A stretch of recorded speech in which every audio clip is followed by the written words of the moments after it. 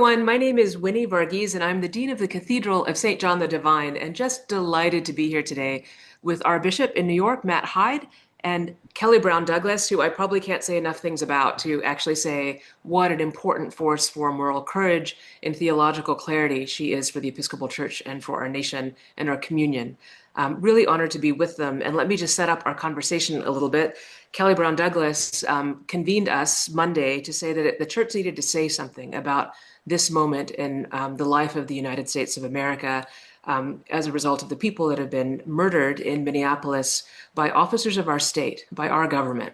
That's with our permission. What an outrage it is, and what an important moral moment it is.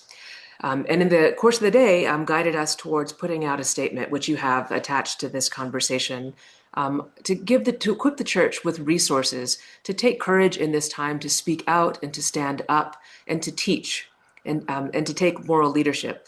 And Bishop Hyde pointed out to us that Pauli Murray, a great icon of our church, a hero of our diocese and of North Carolina and Washington, the first Black woman ordained in the Episcopal Church, civil rights leader, lawyer, great thinker, poet, writer, equips us in a very particular way for this time with the body of Pauli Murray's work. So we're here to talk about what it means to take moral courage in this time.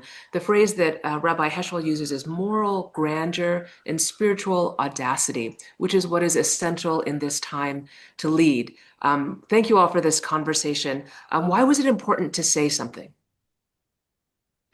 Yeah, first of all, thank you, Dean Varghese and Bishop Hyde, for this conversation and for your prophetic ministries. And so I couldn't be a part of a better group in trying to understand what our response should be during this time. Why is it important? It's important because who we are as church should always push us to our better selves and be guided by the very justice of God. And what becomes very important in this moment is people talk about partisanship, as people talk about divisions, as people talk about, oh, the church should not be political, is that we have to remind ourselves that as a Pauli Murray always knew, that if indeed we claim to be who we are as Christians, that the partisanship, as we've written about, that we should always live into and be accountable to are the values of God, which means that we are not exempt from speaking into these difficult moments. Indeed, we are mandated to do so. Y'all wrote a phrase which I think is beautiful. We were meant to be partisan for the values of God. And that's exactly this moment and all moments in the church. And what I see our folks in our communities and our neighborhoods doing is standing up with courage for the dignity of every person. That the messages we're getting from, well, from the administration, but from outside our church are exactly about chaos and cruelty and about denigration and erasure. And we stand for a different way, a different reality, and a different sense of what community should be. And so it's important to speak now as our communities are speaking and acting and putting themselves out in the world. Can I ask you specifically about Pauli Murray and what Pauli Murray offers in this time that is unique? And as for all of us, we use the resources of our tradition. We're all trained to do this to understand where we are today. And you both agree that Pauli Murray was the voice and name to invoke. Bishop Hyde, I think you're from North Carolina. Is that right? Oh, yeah, that's true. I heard that Who too. knew? Who knew? Well, first of all, I want to hear the same from you, Dean, because Pauli Murray's been such a wonderful part of your life, ordained on the same day, you and she. Pauli Murray brings together things in our life and our church that sometimes seem divided. The activism and the work for structural change that she brought together in her work for civil rights. Her work helped lay the groundwork for Brown versus the Board of Education. She helped the church move to be out in a more powerful way. And so she brings together in her time what we must bring together in ours, which is all part of what it means to build a community in all the dimensions that we live in our lives today. So, Dean, for you, Yeah, I was going to why wait is for Pauli you, Dave Murray? Varghese. Yeah, so Before I why say is Pauli so. Murray a Yeah, saint for you? I don't know where it came from, but my entire ordained ministry, that image that they used in RNS, that image has sat as a cutout of a photocopy on my literal wooden desktop in every job that I've had, or on my desk at home or on the kitchen table, and literally is on my desktop on all the computers I have. And for some reason, Pauli Murray has been an icon for me of someone that clearly stood in the truth and dignity of their personhood at a time when medicine didn't know how to help, the law was not on their side, the church was not on their side. No institution that they were a part of could see Pauli Murray fully, and yet Pauli Murray knew exactly who they were in their own dignity as a child of God from the beginning, from the first publication we have, and was a celebrity, a famous person in their time, standing in this really unique and complex identity. I don't know where that imagination comes from, but from God. I mean, that is spiritual audacity to claim themselves.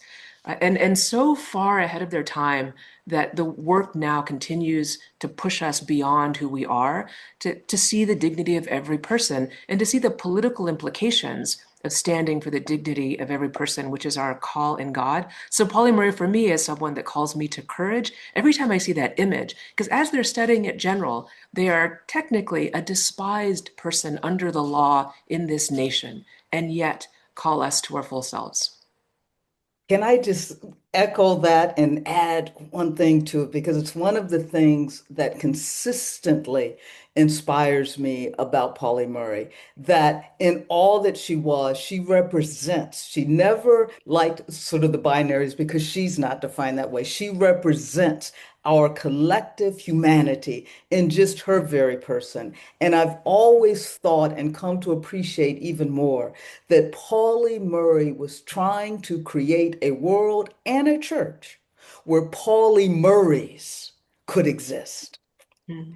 And that's my inspiration from Pauli Murray. Always trying to do what I can to create a world where Pauli Murrays could exist, because you were so right. This world and our church couldn't hold her. Amen. Well, and Pauli Murray offers all of us what Ken Douglas, you talked about is moral imagination.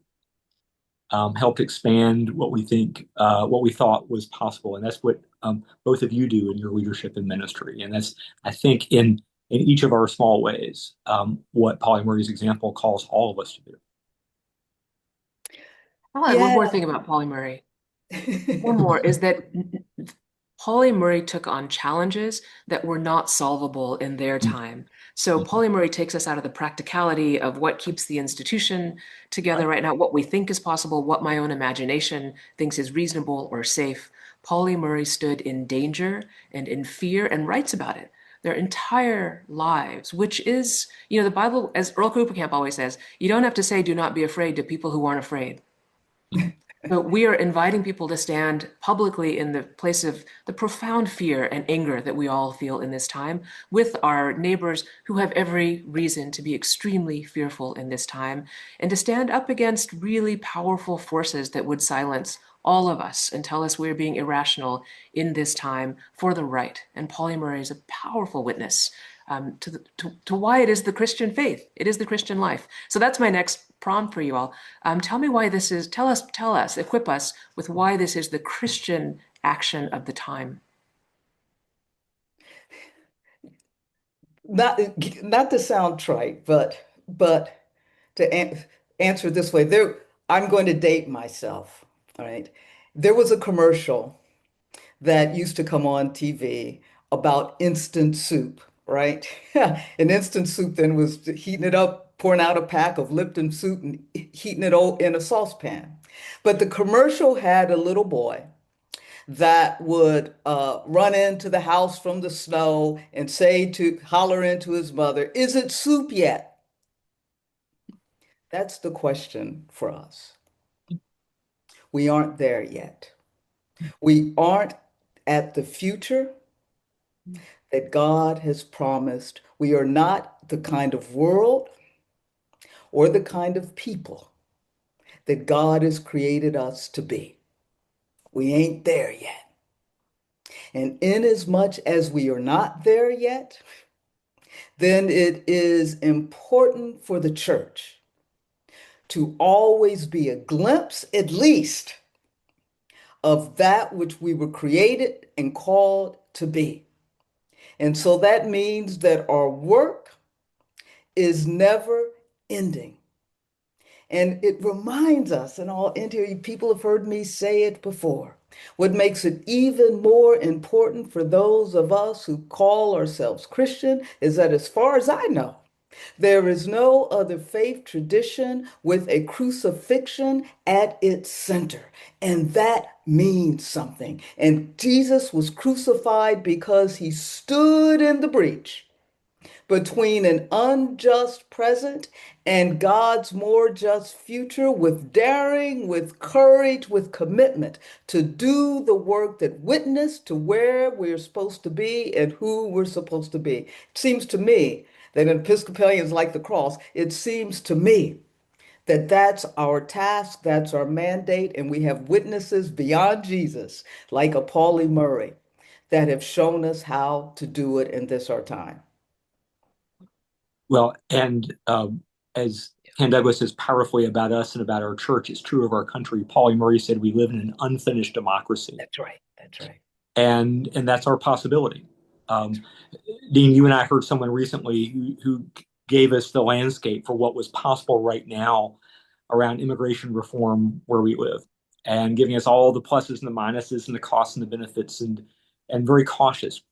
Um, it's our job as Christian Church not only to observe and be present for what's happening in the world, but to shift the ground for what's possible.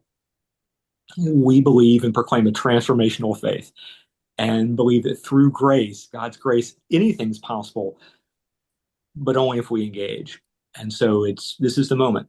And it may take longer than this time or this generation, but this is the moment to shift the ground of what's possible for the world. And I think we can do that. Can I just say this real quickly? Because this is what we all know. I don't care what side of the political spectrum that you're on. What we all know, I have to believe we all know this, that what is happening in this country right now and the way human beings are being treated, particularly human beings of color and immigrants and human beings that don't fall within the sort of hetero binary, the way human beings are treated right now, we all know is not right. And that to me is what should motivate us because we know it's not right. Yeah. So Dean, same question for you. Why is this the moment? Well, and what you both have just said, but a big part of what moral clarity is, and what I admire so much in how you all think and lead us, is moral clarity is often just seeing the thing in front of you. And the news and others are telling us to see something other than we see that there's some world in which an abused body is justified. There's some action you can Mm, take where it means that agents of the state, mm, heavily armed, can abuse a body, right? Can use a child. That we're being trained to not see the thing in front of us, which is how you have enslavement and how you have Jim Crow and how you have the abuse of transgender folks telling us who they are, right? And so a big part of moral leadership is to state the plain truth in front of us. mm. And on this 250th anniversary of the Declaration of Independence, again, a never, not even close to realized ideal, but a powerful ideal, that King and Murray and others held up as the ideal that they worked towards, liberty and justice for all. Why not? Why not actually believe that's true and work for it and fight for it as Christians living in America today? And how in any way is what we're seeing in Minneapolis reflective of those values? So, see the plain truth and to have a discerning heart to struggle and search for a plain truth. And then to know, as you said, that Christ stands up alongside and that we are the voice for that today. If we don't do it, there are plenty of other voices out there claiming our faith on our back, and if we don't do it, if we all don't do this together, we are leaving a void and it will be filled easily by people that are not in my opinion concerned about the dignity of every human being. We've got to be real clear in this time that we are, because God is, and Jesus shows us that that is how God shows up in history. That's right. Amen. That's right. Amen to that. Amen. And for whatever people are doing, there's a lot of us, there's good work to do. We're going to make mistakes. This isn't a competition. This is about we are all out here to be on the side of the most vulnerable. And it's so important in the Episcopal Church that everybody go out and do it and know that you can and know that you're supported and take the courage of the great witness of Pauli Murray and whoever inspires you to be out in public in this time. What a privilege to be a part of our church. Amen to that as well. Amen.